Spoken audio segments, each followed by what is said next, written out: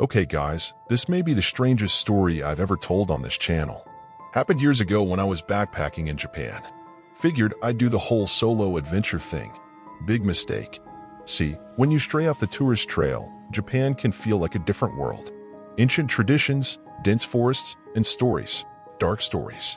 This was one I wish I'd never learned. I was up in the mountains, staying in a little village far from any cities. Friendly people, beautiful area, and this ancient ryokan, a traditional Japanese inn, where I was the only guest. Picture creaking wood floors, paper-thin walls, and those misty mountain nights. Perfect horror movie setting, right? One evening, the old woman running the inn sits me down for tea. Hardly spoke any English, but between my broken Japanese and lots of gesturing, she told me a story. It was about the Kuchisake-Onna.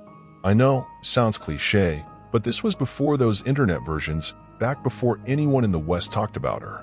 Now, the Kuchisake-Onna, the slit-mouthed woman, is this vengeful spirit.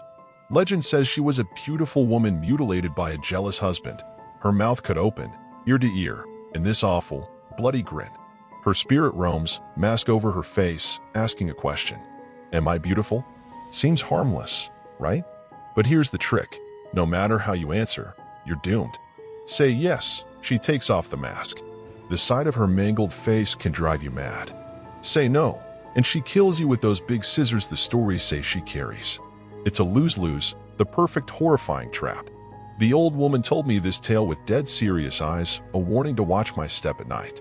Back then, I just laughed it off as an old scary story. A few nights go by. Everything's quiet, but you know that feeling on the back of your neck in a lonely place?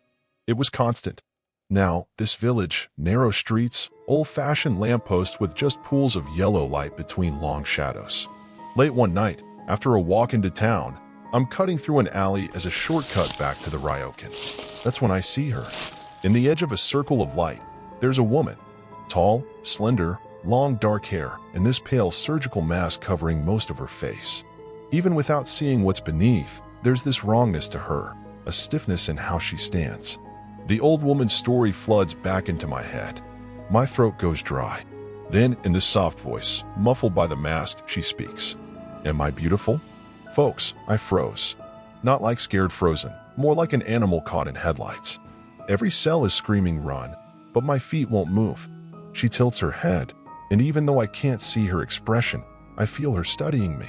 Those muffled words come again, a bit sharper this time. Am I beautiful? That's when desperation kicked in.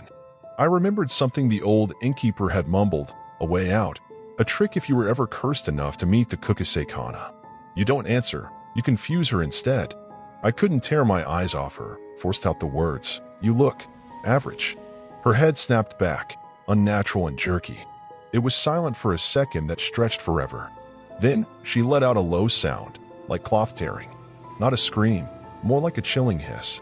Then she turned and slithered off into the shadows. I made it back to the ryokan, bolted the door, and didn't sleep a wink. Next morning, I was out of there. Never saw her again, but sometimes I dream about that masked face tilted toward me and that chilling voice. Was it really the Kuchisake-Onna? Just a creep messing with a foreigner? I don't know.